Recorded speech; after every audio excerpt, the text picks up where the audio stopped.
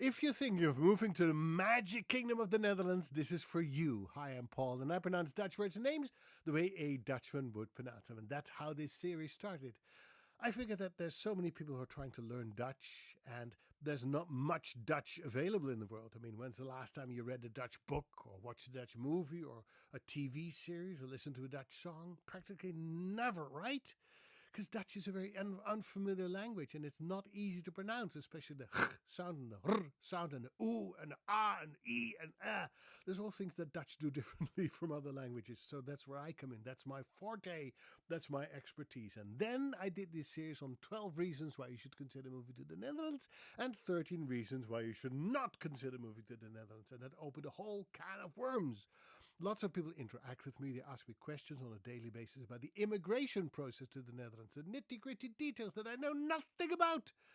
Could you import a pit bull terrier to the Netherlands? I don't know. Could you use this visa? I don't know. I tried to find work as a graphic designer. Do you think I could find employment? I don't know. Why do I don't know these things? Because I don't live in the Netherlands. As you can tell from my bio, which has been up as long as I've been on all the social media platforms, I do not live in the Netherlands anymore. I've been living there for most of my life, but for the past 25 years, I live in the United States of America. I live in a tiny town in the northern part of Vermont, 5 miles or 7 kilometers from the Canadian border. It's literally in the middle of nowhere. So I've been to the Netherlands a few times to visit friends and family, but I felt like a tourist. I didn't feel like a Dutchman anymore. No, part of the Netherlands is completely strange to me, but not the language. I can help you with the language, but as far as it comes to the details of Dutch law, current Dutch situation, do your own research. The best thing I can tell you is to become a member of expat groups who have done what you are hoping to do. People who connect, who are from different parts of the world, and they're trying to find out how to navigate life in the Netherlands. They are much better equipped to help you with the present situation in the Netherlands than I ever will be.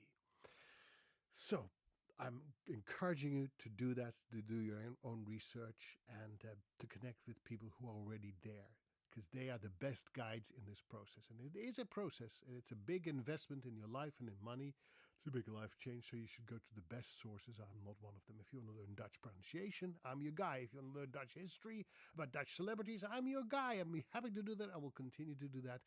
But for everyday things that have to do with the immigration process, please don't turn to me with your questions, because I'm basically as helpless as you are.